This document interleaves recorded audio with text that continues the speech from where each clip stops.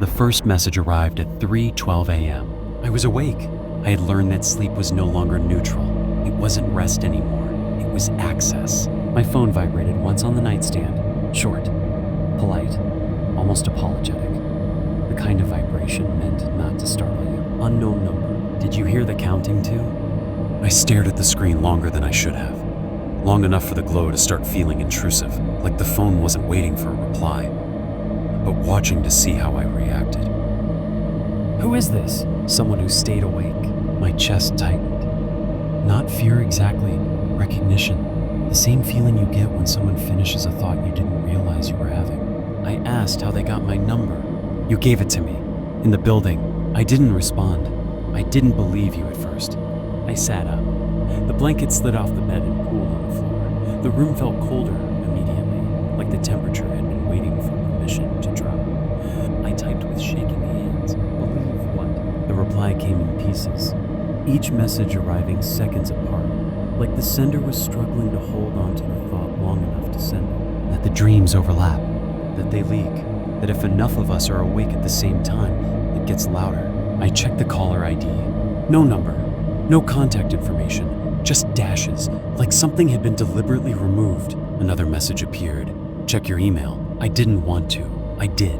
There were dozens of unread messages, not spam, not ads, forums, support groups, comment threads, people describing the same things. The counting, the blanket pulled too high, the pressure near the chest, the feeling of being watched while still awake. Different cities, different time zones, different writing styles, same details. Some posts were hours old, some were minutes old. A few were still updating, as if the people writing them hadn't stopped typing yet. One post stood out. I don't remember signing up, but I think I volunteered. My breathing became shallow. Another message came in from the unknown number. You said that if this started happening, it meant phase 3. I asked what phase 3 was. There was a long pause, long enough for the room to start feeling too quiet. Then, you said we wouldn't like it. The lights in my apartment flickered. Once, twice, I stood and backed away from the walls. They felt closer than they should have been, like the room had subtly tightened while I wasn't paying attention. My phone vibrated again. The building doesn't need all of us, the message read. Just enough. I asked enough for what? The reply didn't come as text. An audio file appeared, 10 seconds long. I pressed play. At first there was nothing. Just silence so clean it felt artificial. Then breathing, not mine, multiple people, different rhythms, different depths, none of them aligned. And underneath it, faint but unmistakable counting. I dropped the phone. From the hallway outside my apartment, I heard a sound I hadn't heard in weeks. A POS system clicking on. No speaker, no visible source. Just the sound itself, like a memory of an announcement without the announcement. Then a voice spoke, calm, practiced, reassuring. We are pleased to report improved continuity.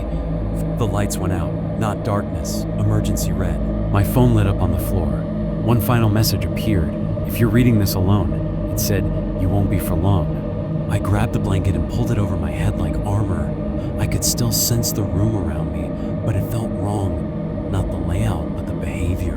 The way shadows stretched toward me when I breathed, then retreated when I didn't. Shapes flickered at the edges of my vision, never fully forming, never fully leaving. Always watching. I told myself it was paranoia. Then my phone vibrated again. Another message, shorter this time. Don't peek. I obeyed anyway. The pressure returned. Soft, deliberate, along the edges of the blanket near my shoulders. Not weight, not touch, just the undeniable certainty that something existed there. Monitoring, waiting. I froze. The counting started again. 1, 2, 3, 4. My heartbeat synced with it without my permission. I realized then that it wasn't just counting. It was teaching me the rhythm, conditioning me, preparing me. And then I heard another set of counting. Slightly off from mine, slower, deeper, coming from a corner of the room that should have been empty. I didn't breathe. I couldn't. The pressure shifted closer, almost brushing my neck. My body shook. A whisper followed. You're not the only one awake. It wasn't the phone. It wasn't the building. It was inside my head. I couldn't tell whose voice it was, or if it had always been mine. The red light painted the room at impossible angles. Shapes stretched in the corners, elongated, shifting, wrong. The shadows weren't reacting to me anymore. They were anticipating me, Then every screen in the apartment lit up at once. The phone, the laptop, the TV. Same message everywhere. We are closer than you think. The counting never stops. I didn't know whether to cry, scream, or hide. I pulled the blanket over my head again and tried to disappear, but the presence didn't leave. It lingered, patient, observant, like it was cataloging my fear, learning from it, becoming more precise because I reacted. Because I knew? I stayed that way until dawn, until the room began to feel like it belonged to someone else. The counting stopped. The awareness didn't. It was still there, waiting, learning, and that's when I finally understood. This was no longer just a dream. This was a network, and I had already been added.